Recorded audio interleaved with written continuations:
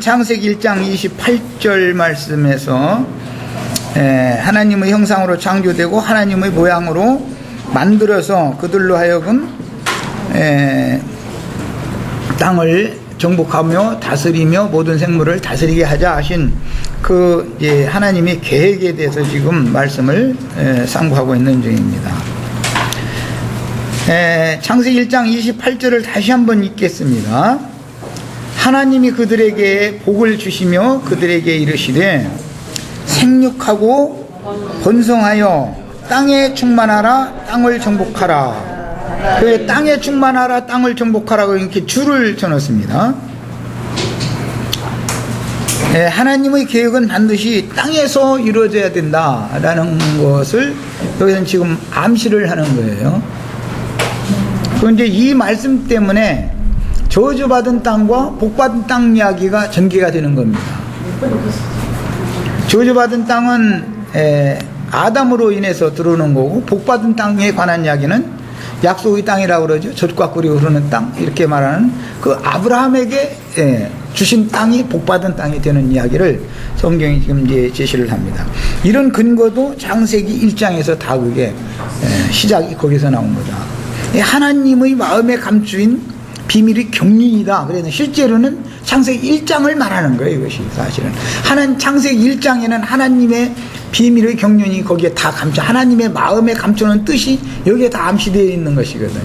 이 창세기 1장의 이 계획을 실현하는 것이 창세기 2장 이후의 계시록 끝까지의 전개사항이라는 거예요. 이게 성경을 보는 관점입니다.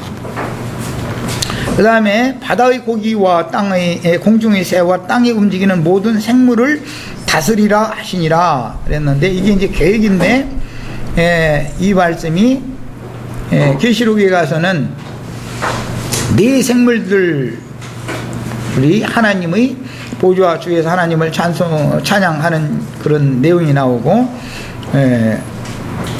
그리스도로 더불어 보좌들이 앉아서 그 모든 생물들을 다스릴 자들인 이기는 자들에 관한 결론적인 이야기가 나옵니다. 그래서 성경에서는 오전 두 번째 시간에 말씀 나눴었던 것처럼 짐승들과 하나님의 사람들에 관한 짐승 사람과 사람의 청량, 천사의 청량으로 완성되어지는 하나님의 사람들의 수를 채워지는 것, 그 다음에 짐승의 이름이나 그 짐승의 표시를 받은 사람들이 수가 채워지는 것, 이렇게 해서 결론적으로는 짐승과 사람이 계시록에 가서 이렇게 완전하게 갈라진다라는 걸 보여줍니다. 성경에 짐승 인간들과 하나님의 사람들 곧 그리스도인들이 대비되는데, 짐승 인간에 관한 건 다니엘서에 보면 느부갓네살 왕인데 왕이지만 그 사람이 짐승의 마음을 받았다. 사람의 하나님의 신이 그를 버리니까 사람의 마음은 떠나가고 짐승의 마음을 받게 되었다. 이렇게 됐잖아요. 그래서 사람의 마음이라고 하는 것은 예수님의 마음이란 말이야. 인자 예수를 말하는 거예요. 짐승과 사람이 대비되는 것은, 짐승은 양심상 죽은 상태이기 때문에 이성이 없는 것이 특징이고, 사람은 산양심을 가지고 있기 때문에 냉철한 이성을 통해서 진리를 옳게 분별하는 지혜를 얻은 것이 사람이죠. 사람과 짐승이 다른 점이죠. 짐승은 그래서 물질적인 세계에서 짐승은 한 세상을 살다 죽으면 그 생애에 대해서 하나님 앞에 책임을 지지 않지만, 왜? 이성이 없으니까, 원래가 양심을 지어놓지 않았으니까. 짐승은, 사람은 짐승과 다르기 때문에 한 세상을 살다가 짐승과 똑같이 육신의 몸으로는 죽지만 그 자기 삶에 대해서 하나님 앞에 반드시 책임 추궁을 당한다는 것이 사람이 짐승과 다른 점이죠. 이런 것이 이제 성경이 암시해 주는 바가 참 많습니다. 짐승과 사람이라는 용어는 짐승의 마음을 마귀를 통해서 인침받았느냐, 주 예수 그리스도의 마음을 하나님께 성령의 인침으로 인맞아서 누구의 이름이 그 이마에 기록되고 누구에게서 어떠한 권세를 그 오른손에 받았느냐 라는 문제를 영렬로 들어갈 것이냐 영생으로 들어갈 것이냐라는 결론적인 말씀으로 명확하게 분별시키는 결론을 내는 것이 성경 이야기입니다. 창세기 1장을 알아야 계시록 결론에 대해서 이해가 되는 것이죠. 용에게서 권세를 받은, 말하는 권세를 받은 자들은 사단의 사자들인 것이죠. 하나님께로부터 하나님의 말씀을 맡아가지고 가르치는 은사, 권세를 받아가지고 보냄받은 사람은 하나님의 사자들이죠. 이것이 성경에는 대비된다. 그래서 천국에 이를 자들의 수를 하나님이 보내신 사자들을 통해서 하나님의 아들들, 그 하나님의 음성을 직접 듣는 게 아니라 하나님의 아들들을 통해서 하나님의 음성을 들려주시는 거예요. 이것이 나팔소리와 함께 주님이 다시 오신다라고 예언한 배경이 되는 거예요. 죽은 자가 살아나는 것은 하나님의 아들의 음성을 듣는다 이랬지 하나님의 음성을 듣는다라고 되어 있지 않습니다. 그러니까 이제 예수님이 맨 먼저 오셨던 하나님의 아들이고 그 다음에 사도들이 하나님의 아들이고 그 대를 이은 하나님의 아들들이 있다는 거예요. 후사들이 있다는 것이죠. 그래서 성경에서는 이제 장자권 후사에 관한 말씀으로 당연히 생육하고 번성하는 문제는 당연히 후사에 관한 말씀과 당연히 연장을 줄 수밖에 없는 거예요. 그 다음에 이와 같이 하나님의 신이 임한 사람들이 공동체인 모임을 교회라고 하며 지금 주님께서는 교회를 그분이 거처로 삼으시고 교회 안에 그 영으로 생명으로 살고 계신데 문제는 땅의 7 교회들에는 가라지들이 더 많이 섞여 있기 때문에 소수의 이기는 자들을 성령이 교회들에게 말씀하시는 목적은 7 교회들마다 이기는 자들이 있어서 이기는 자들은 나와라 라는 것을 말하는 것이 실제로 성령이 교회들에게 하시는 말씀이다. 7 교회에서 그러면 나온 사람들 이제 빼내심을 받았다고 그러는데 그 사람들을 그러면 어떻게 할 거냐? 그 사람들은 그 영과 신부가 오라 하는 곳으로 가야 되는 거예요. 7 교회에서 나왔으면은 성령과 신부가 오라 하는 곳으로 가는 거예요. 이제는 땅에서 하늘로 가는 거예요. 이것이 육신의 장막을 벗는 것만이 하늘로 가는 것이 아니고 우선은 그 신앙 영혼이 땅의 짐승세계에서 벗어나서 하늘에 앉혀져서 하늘의 장작교회에 이르러 있어야 되는 거단 말이에요. 그곳에서 최후까지 양육을 받아서 거기에서 온전함을 이룬 다음에 신령한 몸으로 덧입고 이제 비로소 영과 혼과 몸 전체가 하나님의 영화로우신 것 같이 그 영광에 참여하게 되는 거예요. 이것이 성경 전권의 압축이고 요약인데 창세기 특히 1장 28절에 생육하고 번성하게 하신 말씀, 그 다음에 창세기 1장 22절에 그 짐승들도 땅에 번성하라 하셨는데 짐승들에게도 복을 주셨다고 되어 있고 창세기 1장 28절에 사람들에게도 복을 주셨다고 되어 있다. 2가지 복을 받는 얘기에 대해서 이해가 꼭 있으셔야 되겠습니다. 말하자면 복받은 짐승들이라는 것은 먼저 유대인들에게 하나님의 말씀이 주어졌기 때문에 세상 사람들에 비해서 유대 교인들이 짐승으로서 복받은 사람들이었었죠. 다 그 짐승들이었었죠. 그러나 이제 사람으로서의 복을 받는 것은 영적인 신령한 사람이 되는 것을 의미하는 것이기 때문에 이것은 창세기 1장 28절에 사람에게 복을 주신 내용이 이제 적용되는 거예요. 그러니까 기독교인들은 사실은 유대교의 계승이라는 것을 알아야 됩니다. 기독교에 속해 있는 사람들은 하나님의 씨로 낳은 자도 있지만 대부분은 짐승의 씨로 낳은 자들이라는 거. 이게 너무 확실하게 딱 깨달아지셔야 되겠어요. 아까 예레미야 31장 말씀을 내가 그냥 말로만 인용을 했었는데 날이 이르리니 때가 되면 사람의 씨와 짐승의 씨를 온 땅에 내가 뿌리는 날이 온다 그랬어요. 그런데 그것을 예수님이 설명하실 때는 천국의 아들들이 나오고 악한 자의 아들들이 나오고 둘 다 땅에다가 씨를 뿌리는 거예요. 악한 자의 아들들이 나오는 짐승의 씨를 뿌리는 자들이고 천국의 아들들 주님의 제자들이죠. 하나님의 후사들이기 때문에 사람의 씨를 뿌리는 자들이었던 것이죠. 이제 거두는 이야기를 하는 계시록에 가서는 짐승의 표를 이마에나 오른손에 받게 하는 것은 짐승의 씨를 자꾸 심는 거예요. 자꾸. 왜냐하면 한 번 씨를 심어서 나면 동일한 그 말씀으로 양육을 받는 거기 때문에. 그래서 진리의 말씀으로 났으면 동일한 그 진리의 말씀으로 양육을 받아야 된다. 이건 이제 베드로서에 나오는 말인데, 진리의 말씀이 믿어짐으로 거듭났으면 진리의 말씀으로 양육을 받아야 되는 것인데, 진리의 말씀으로 거듭났는데 악한 자의 아들들을 통해서 가르치는 사단의 말로 양육을 받다 보면 사람이 생명이 변질되어 버린다 이거예요.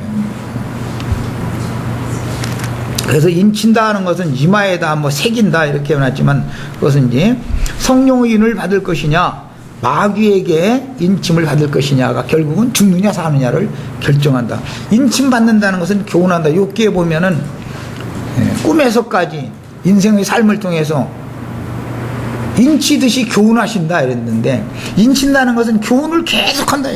반복되는 이야기를 계속하면은 거짓말이 참말이 되는 거예요. 삼일체가 막 이제 계속 세뇌를 시키면 그 거짓말이 그 진리가 돼버리는 거예요. 예를 들어 또 뭐 무슨 자기들은 구원이 예정되어졌고 저 사람들은 예배당에 안 나온 사람들은 멸망이 예정되었다, 이것을 계속 세뇌시켜. 그러면 그 진짜가 돼버리는 거예요. 그런 일은 없지만 말이에요.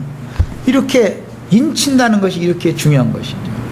사람도 속된 말로는 막 귀에 딱지가 않도록 막 잔소리한다 그러는데, 하나님같이 잔소리 많이 하는 사람 없어요.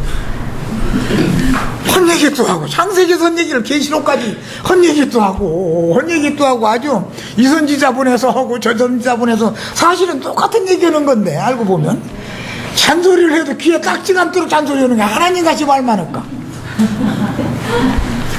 또 그러고 또 말도 또 얼마나 잘하시는지 몰라. 하나님같이 말 잘하는 분 없죠. 말을 너무 고급스러운 말을 너무 잘하시니까 사람들이 못 알아듣는 거예요. 이게 좀 수준에 맞춰서 얘기를 해주셔야 되는데. 자, 복의 근원은 하나님 자신이며 아버지 이삭에게 축복을 받은 사람 야곱과 그 아들들은 주 예수와 주의 지지자들에 대한 예언적인 비유이니, 하나님의 복주심에 대한 예언적인 말씀은 후일 노아와 그 자손들에게, 그리고 아브라함과 그 자손들에게 이어지는 하나님의 언약이 되는데, 물론 이 언약들은 구약시대의 언약이니까 모형이며 옛 언약이라고 합니다. 아브라함과 사라가 낳은 아들 이삭은 여호와께 아브라함에게 약속하시고 이루신 복을 상속받을 후사로서 그 아들이 사라에게서 낳아질 때 약속하신 이가 반드시 다시 돌아오겠다고 약속하셨는데, 그 약속의 실현은 두 단계로서 독생자로 초림하셔서 구속을 이룬 후에 그 영으로 재림하여 독생자의 영광에 함께 참여할 많은 아들들에게 적용이 되어집니다. 하나님의 언약의 실제는 주님과 지지자들 사이에 체결되는 새 언약으로서 언약이 실현되는 것이 복받는 것이죠. 하나님은 먼저는 말씀으로 약속을 주시는 것이고, 그의 삶을 통해서 말씀을 그를 통해서 실현시켜 놓는 것이 복을 완성하는 것이기 때문에, 그래서 하나님께서 주신 하늘과 땅의 모든 권세를 받으신 주님께서 부활하신 뒤에 그분의 지지자들에게 분부하신 말씀으로서 땅 끝까지 주의 이름으로 복음을 전파하여 온 땅에 하나님의 아들들이 번성하고, 하나님의 아들들이 번성해야 사람의 딸들에게 가서 씨를 심어서 그 영혼들을 얻어서 중매를 하는데, 이 사람들이 복음의 제사장 직분이다. 하나님의 아들들은 당연히 복음의 제사장 직분을 행하는 것을 의미합니다. 아까도 말씀드렸지만 하나님의 가르침을 받는다는 것은 사실은 하나님의 아들의 음성을 들을 수 있는 귀를 주시고, 그 귀가 열린 사람에게 하나님의 아들의 음성을 듣게 해주는 것이죠. 그러면 이제 들리면 살아나는 것이죠. 들리면. 그러니까 언제든지 주님이 오신다는 것은 그 종선지자들이 증거하는 복음 나팔 소리와 함께 그리스도 메시아는 오는 거예요. 죽은 자를 살리는 메시아는 무슨 방법으로 오느냐? 나팔 소리와 함께 온다라는 말이 그런 뜻이다. 그 나팔을 부는 하나님의 종들은 매 세대에 계속 보내시는 것이지 2000년 전에 예수님만 혼자 나팔 불고 그냥 끝났다 그러면은 먼 후일 살고 있는 사람들은 구원을 얻을 방법이 없는 것이죠. 우리 형제 자매님들도 이런 이치를 알아서 하나님의 나팔을 잘 불 수 있도록 증인으로 세움을 받으셔야 되겠습니다.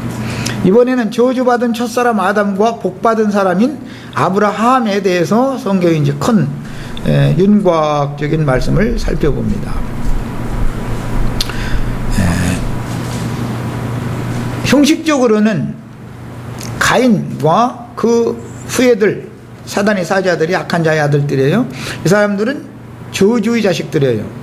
그리고 아브라함의 둘째 아들 이삭과 그 다음에 이삭의 둘째 아들 야곱과 그 다음에 그 12지파들은 복받은 사람들의 후사들이에요.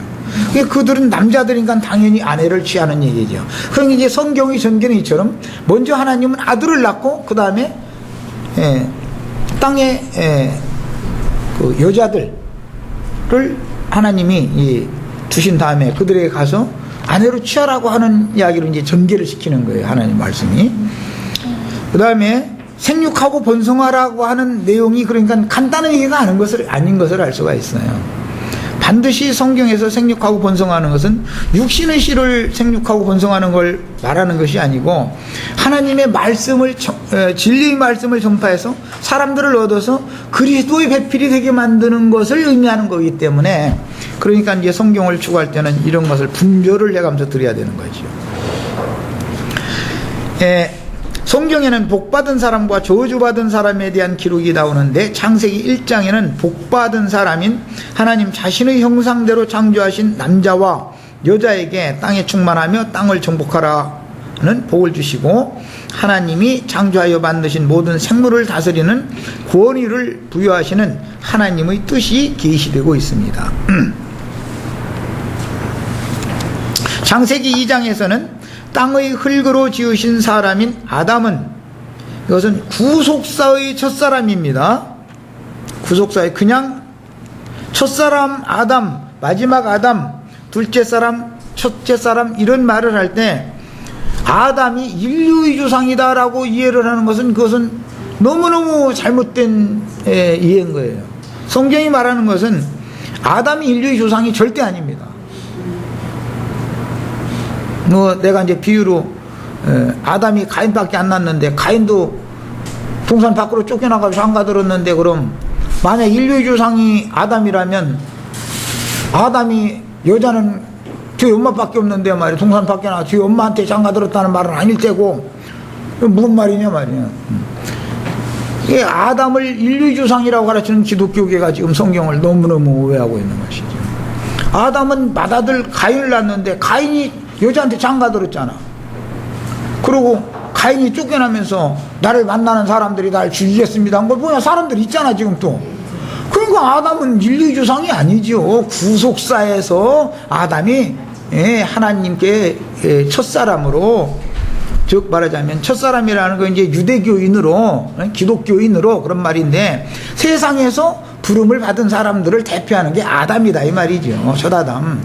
그런데 거기서 또 빼내심을 입은 사람을 대표하는 건 마지막 아담 둘째 사람 예수 그리스도지요. 이런 말을 하는 것이지 무슨 인류의 조상이 아담이고 말이요 이런 식으로 성경 해석하는 건 기독교계가 뭐 잘못 와전시켜서 세뇌시켜 놓은 것이 워낙에 한두 가지가 아니니까 우리는 이제 이런 진리를 바르게 분별하는 지혜를 다 받으셔야 됩니다.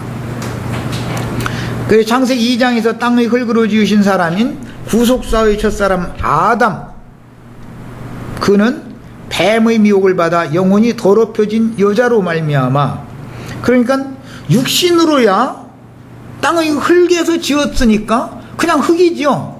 아담도 육신을 보면 흙이고 여자도 흙이지요. 똑같이.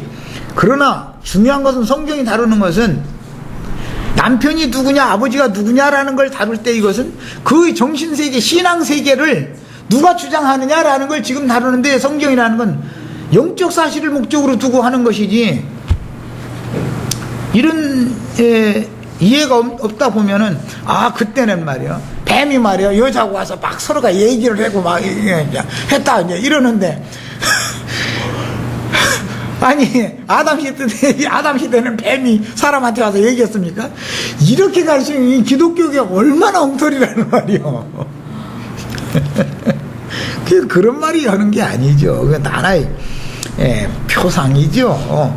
영적 증거를 하는데 거짓말을 했다. 거짓의 아비가 아담의 배필이 돼야 되는 여자에게 접근을 해가지고 하나님의 말씀을 빼거나 더하거나 해서 다른 교훈을 갖다 세뇌시켜놨다, 이걸 말하는데, 즉 신앙을 혼잡되게 만들어놨다, 이걸 말하는 것이지.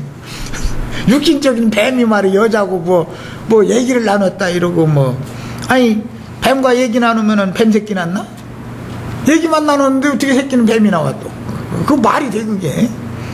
이것은 전부 후사를 낳는 이야기라는 것은 어떤 정신세계에 속한 그 선배가 그걸 가서 가르치고 그걸 주입시키면은 그 사람이 그 영으로 낳기 마련이고, 거짓말을 갖다가 세뇌시키면은 그걸로 낳기 마련이다. 지금 이걸 말하는 거단 말이에요. 그래서 똑같이 아브라함, 혈통적으로 보면 유대인들도 아브라함의 자손이고 예수님도 아브라함의 자손이 똑같아요, 혈통적으로 보면.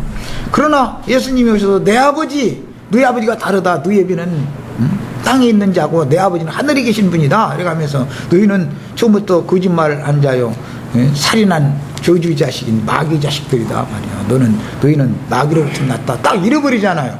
그것은 그들의 육신의 몸이 마귀라는 말이 아니죠. 우리 형제 자매님들 괜히 육신이 거룩한 채에서 천주교인들도 아니면서 말이야 신부 수녀 되려고 하지 마. 그게 거룩한 것도 아니야 그걸. 젊을 때 힘 있으면 사랑하는 거고, 그래 자식도 날 거 아니야 하나님들이. 그게 다 그것은 자연에 잊힌 것이지, 그런 걸 가지고 막 부부관계 안 하면 막 거룩하게 된다 이거. 신부가 막 계시록 14장 딱 열어가면서 막 여자로 말미암아 더럽히지 않은 자가 막 14만 4천 된다고. 신부님들만 14만 4천이야 그래가지고 장가 가면 말이야, 그러면 중들 장가 안 가니까 14만 4천 되게. 뭐야 도대체. 이렇게 엉터리로 가르쳐서는 안 되는 것이죠. 자연의 이치를 통해서 괜히 막 자학하고 말이야 이런 식으로 자기 거룩한 채 하고, 그것은 헛경건인 거예요. 자, 그래서 우리는 이상하게 괜히 너무 지나치게 신령한 채 하고 그런 걸 추구하시면 안 됩니다.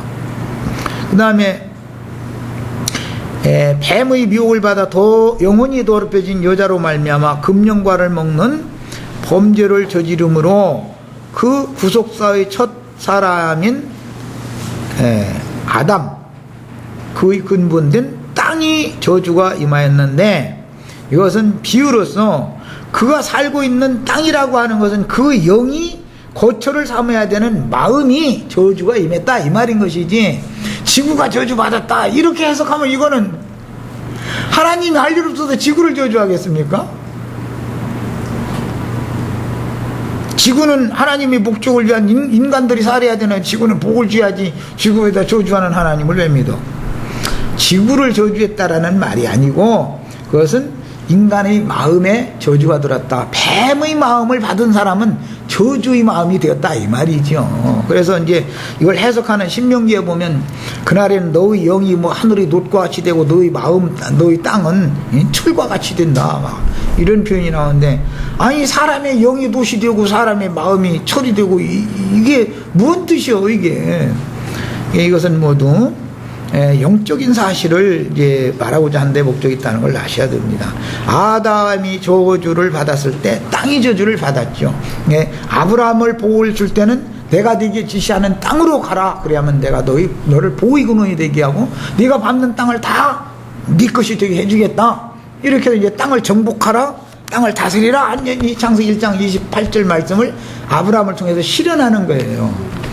자, 하나님의 뜻이, 하늘에서 이루신 하나님의 뜻이 땅에서도 실현이 되어지면 창세기 1장의 계획에는 저주가 없었으므로 땅에서 나는 식물도 독초들이 없고 궁창을 나는 새들이나 땅의 모든 짐승들도 모든 풀을 식물로 먹고 생명의 양식으로 삼을 수가 있습니다. 복받은 사람은 뭐 이미 셋째 날 하나님이 창조하셨던 풀만 창조한 게 아니라 거기 보면 씨 맺는 채소와 씨 가진 열매 맺는 나무도 셋째 날 창조해서 그 씨를 가진 채소와 과목에서 나오는 과실은 사람의 식물로 줬고 풀은 짐승의 식물로 줬다.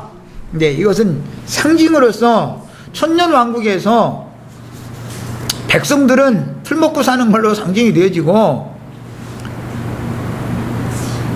하나님의 아들들은 씨 가진 열매를 맺는 그 과실들을 먹는 것으로 이제 결론을 내기 때문에 계시록 완성에 가서는 생명당 좌우에 생명나무들이 있어서 달마다 과실을 맺고 그 과실들을 나눠주는 사람이 되는 것은 다스리는 자인 것이고, 그것은 이제 다음 시간에 나눌 다스리라, 오늘 말씀에 이제 그게 다스리게 하자라는 이게 굉장한 의미가 있습니다. 성경 용어에는. 그리고 그 나무 이파리는 병든 사람들을 치료하는 약재료가 된다 그랬어요. 그러니까 백성들은 거기서도 병이 완전히 치료된 상태로 들어가는 아니라는 걸 알 수가 있는 것이죠. 다 거기 여전히 소경기가 좀 남아있고 귀머거리기도 좀 남아있고 뭔가 문둥병 증상도 조금 남아있고 본성 자체는 완벽하게 만들어지지 못한 상태로 영은 거듭났을지라도 어떤 수준까지만 구원을 이루고 거기에 딱 온 거죠. 이런 것을 성경이 지금 암시를 하는 겁니다. 창세기 1장에 하나님의 뜻을 땅에서도 이루기 위한 구속사를 기록해가는 창세기 2장 이후의 아담 세계에서는 먼 훗날에 하나님께 복을 받고 생육하고 번성하라는 축복을 받은 사람은 노아요, 더 먼 시간이 지난 후에는 아브라함이었으며 아까 말씀드렸던 것처럼 최후로는 다윗이었습니다. 대표적으로 복받은 사람을 대표할 때는 예수님인데 아브라함과 다윗의 자손 예수 그리스도의 족보책이라 신약이 시작을 이렇게 하는 거예요. 이것도 창세기에서 연유하는 거예요. 창세기 1장 28절에서 연유하는 말씀인 거예요. 이게 그 예수를 받으면 우리가 복을 받는 거죠. 예수는 지금 그 영이 돼서 우리 속에 오셨다. 그게 우리는 복받은 사람이죠. 그 다음에 신약 성경에서 첫사람 아담은 오실 자인 둘째 사람이요 마지막 아담이신 그리스도의 표상이라고 하셨으니 창세기 1장의 복받은 사람들은 둘째 사람이지 첫사람이 아니므로 먼 후일 아담 자손은 심판을 받게 되지만 노아의 자손은 생육하고 번성하는 복을 잊게 됩니다. 그러나 노아의 자손도 다 복을 받은 게 아니라 함은 저주가 임했던 것이죠. 근데 복과 저주가 늘 인류 역사상에는 복과 저주는 늘 상존한다. 선과 악이 상존하는 것처럼 복과 저주는, 의와 불의가 상존하고 복과 저주는 계속 상존하는 거예요. 자, 셈과 야벳은 복을 받았지만 함은 저주를 받았으며 셈의 후손인 아브라함이 복을 받고 그 후손인 이삭, 그 후손인 야곱은 복을 받아 생육하고 번성하는 족속이 되지만 에서는 그 아비 이삭에게 복은커녕 저주를 받았죠. 똑같이 보면 세대가 지나도 복과 저주가 계속 유전되는 것을 알 수가 있죠. 현재 하나님의 뜻은 뒤에 이제 율법에서 말할 때는 1000대까지 복을 주기를 원하시고 저주는 3, 4대까지만 하신다라고 이제 했는데 3, 4대의 저주를 계속해서 반복해서 받는 게 참 우직한 사람들이죠. 어느 대에 가면은 저주를 딱 끝내버려야 되잖아. 저주를 그러면 끝내려면 뭐냐? 믿어야 된다. 복음이 믿어져야 된다. 아브라함의 믿음이 이방인들에게까지 아브라함의 복을 이방인에게 미치게 하는 그 복은 성령의 복을 받는 것인데 그건 믿음으로 말미암는 복이다 말이에요. 그러니까는 이제 복음이 믿어야 되는데 복음을 믿는다는 것이 결국은 진리를 바르게 인식하고 그렇게 깨달아서 안다라는 뜻이기 때문에 진리를 그릇되이 혼잡된 진리를 알고 그렇게 믿어지면은 그것이 복되신 저주가 임한 것이다. 그래서 이것은 혼동이라는 것은 어둠이요, 이것은 흑암에 떨어지게 하는 게 이제 이사야서 이제 예언한 게 저주다. 이게 하나님의 저주. 그래서 소경되게 하는 건 저주잖아. 사람들이 눈이 가려져가지고 뭐 다 소경이 된다. 이게 하나님들이 이제 저주다 그랬는데, 그러면 육신적으로 소경이 저주받은 거냐? 육신적으로 소경이 되어져서 태어나는 것은 육신적으로 사는데 좀 불편하겠지만 그렇다고 해서 그것이 완전한 저주는 아니죠. 그 사람의 마음 눈이 가려져 가지고 성경 말씀을 읽어도 들어도 가르침 받아도 냉철한 분별력이 안 오고 진리를 옳게 분별하는 지혜가 없어. 그래가지고 눈먼 사람이 되고 이거 소경이 되고 귀머거리가 되고, 그리고 이제 세상 뭐 돈 버는 얘기 뭐 갯방에 가서 막 아줌마들 막 떠드는 소리 막 아들 자랑 딸 자랑 뭐 예 그래 또 뭐 자기 남편 자랑 막 회사에 돈 얼마 벌어오고 부장 됐고 막 이런 거 자랑하는 건 그렇게 잘하는데 세방어는 한마디도 못해. 그럼 그게 저주받아 그러는 거야. 입이 그게 벙어리라 그래요. 벙어리.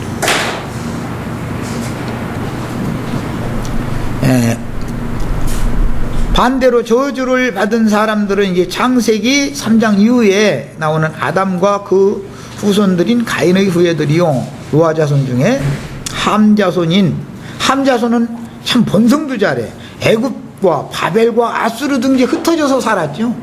가나안 땅 족속들이 다 그게 함자손들이죠. 이렇게 번성을 했어. 저주받은 족속이 번성을 더 잘해. 축복받은 족속은 생육하고 번성하라고 그러는데 이게 잘 못해. 희한하게.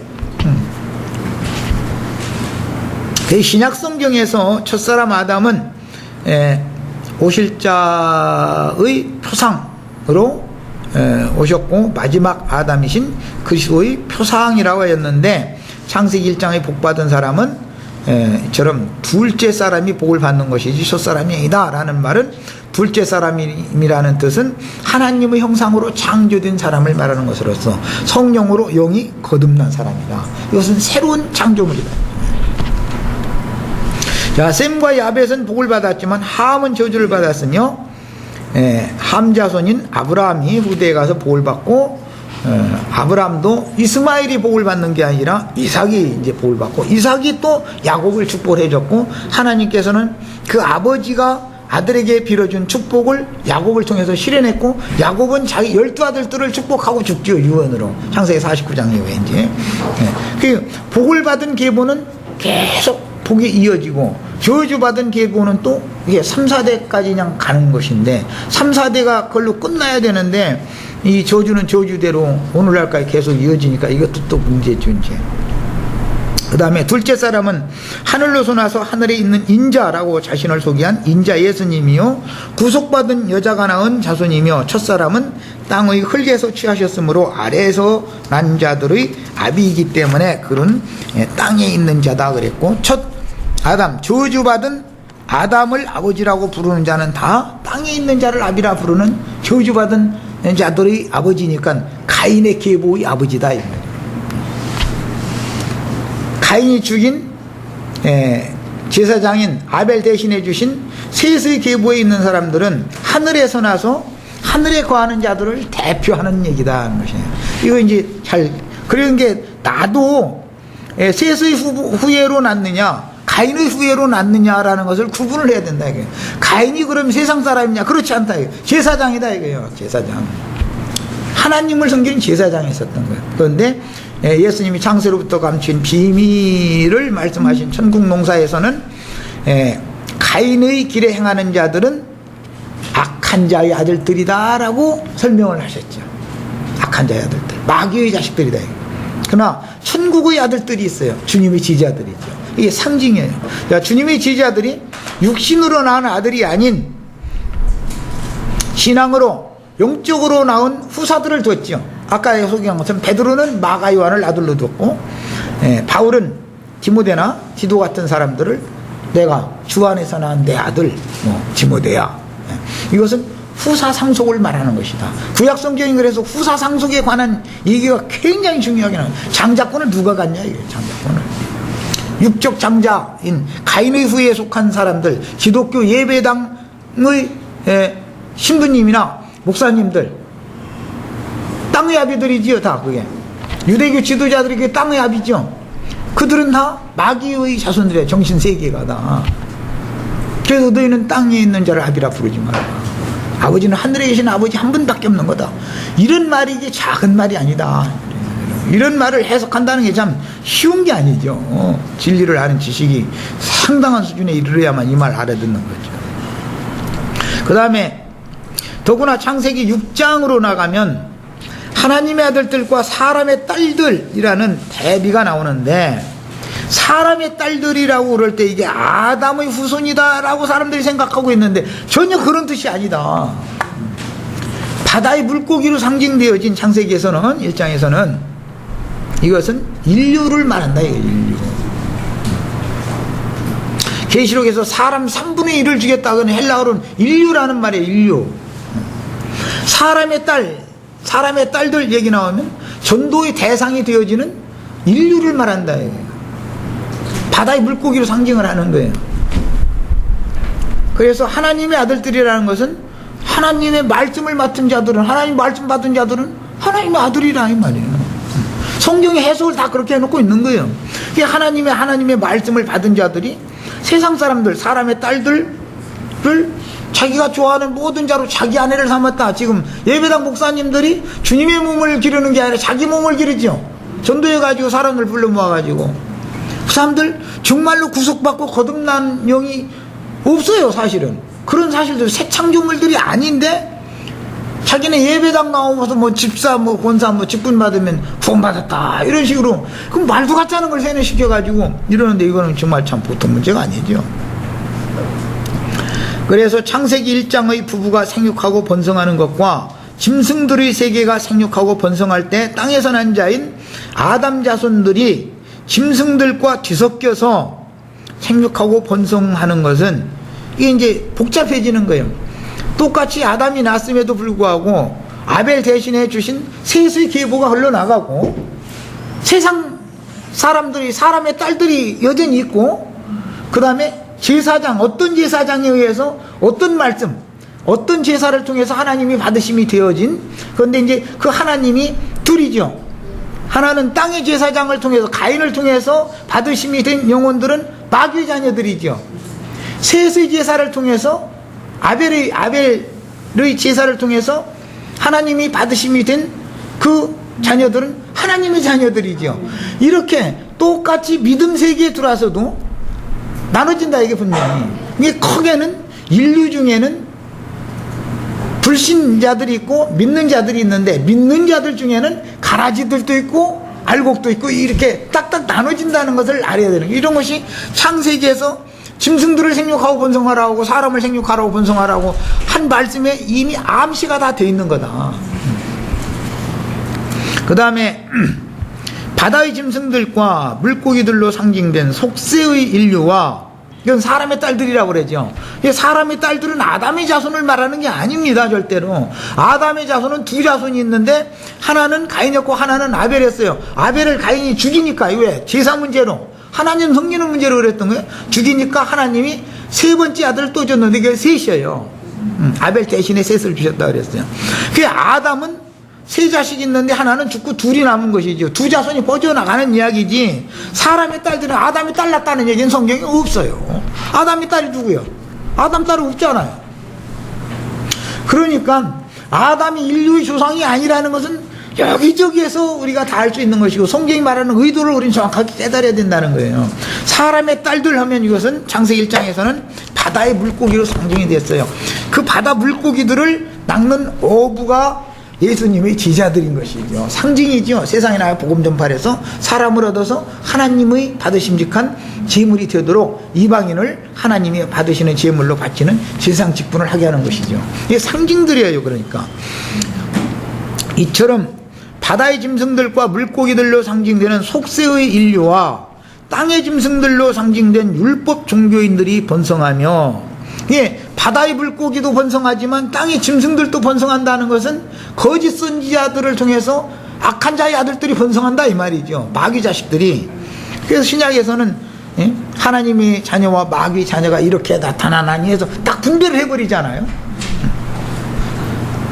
하나님 형상인 남자와 여자도 함께 번성하는 것은 아담의 타락 세계에는 인류의 번성과 섞여서 아론 반차를 상징하는 땅의 제사장인 가인의 길에 행하는 짐승들과 아벨 대신해 주신 멜기세덱 반차를 상징하는 셋의 후예들이 공생하게 되는 것이니 이것이 천국 농사의 비밀인 것입니다. 천국 농사라는 그냥 비밀스럽죠.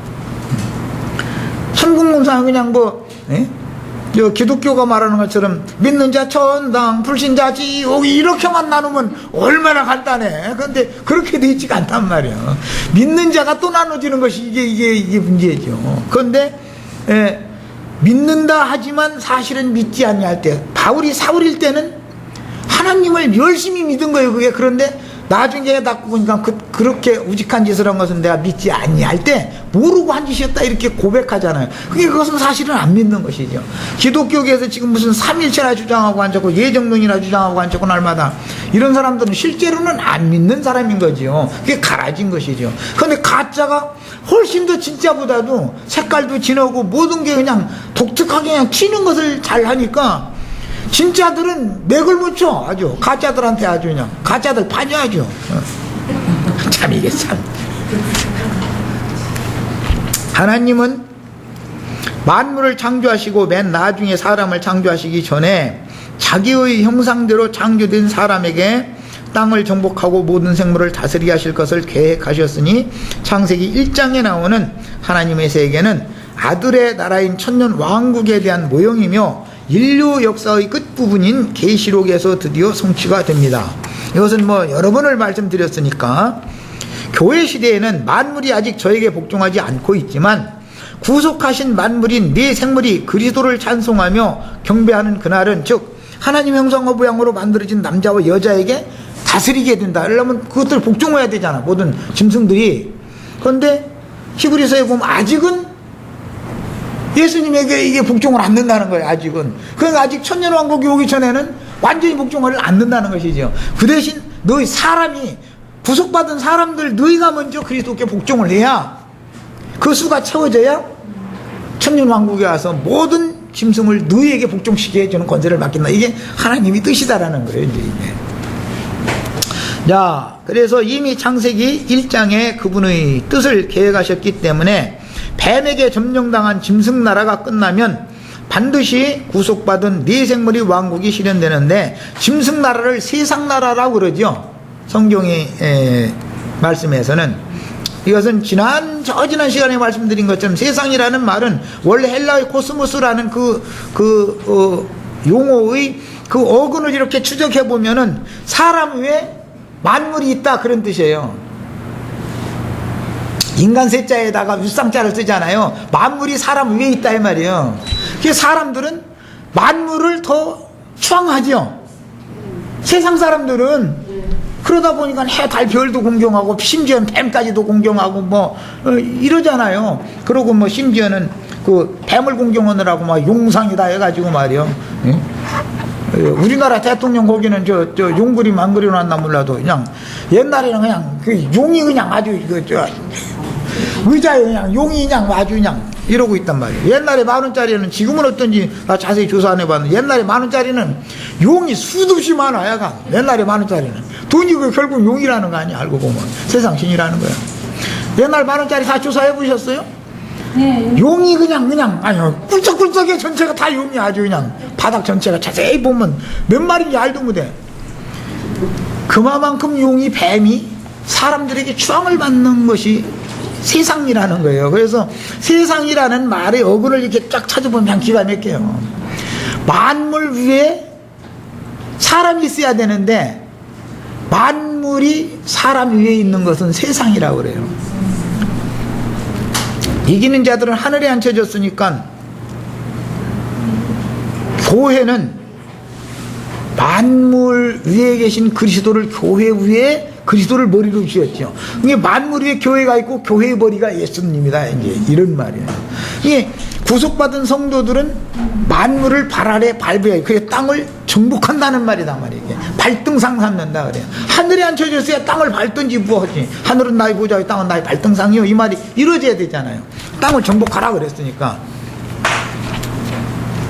사람의 영이 주의 영과 연합해서 하나님 안에 있으면 인간의 마음은 발등상이 되게 마련이다. 이게 자기 자신의 마음을 받는 거예요. 말하자면 하나님과 내가 연합해서 한 부좌에 앉아 있으면 땅을 발등상 남는 거예요. 인간의 내 마음을 정복한다 이 말이에요. 예. 그래서 내 인간의 마음속, 각 사람의 마음속에 있는 모든 짐승세계를 이제 드디어 다스리는 거예요. 이제 그 땅을 정복하라, 모든 생물을 다스리라. 이게 이제 실현되는 거예요. 결국은 내 안에 계신 그리스도께서 나를 다스려 주시는 것을 사실은 의미한다 이 말이에요. 내가 그리스도의 종으로서, 그리스도의 백성으로서, 그리스도의 신하로서, 그리스도의 아들로서 내가 그리스도께 복종하고 다스림을 받지 않으면 나는 천년왕국이 백날 실현되어져도 나는 다스린 자가 절대 될 수 없는 것이죠. 여기까지 하고 이제 다음 시간에 또 이 말씀은 이제 더 나가는 말씀, 28절 말씀은 조금 더 나누고 나서 이제 29절로 들어가도록 하겠습니다. 기도하고 마칩니다.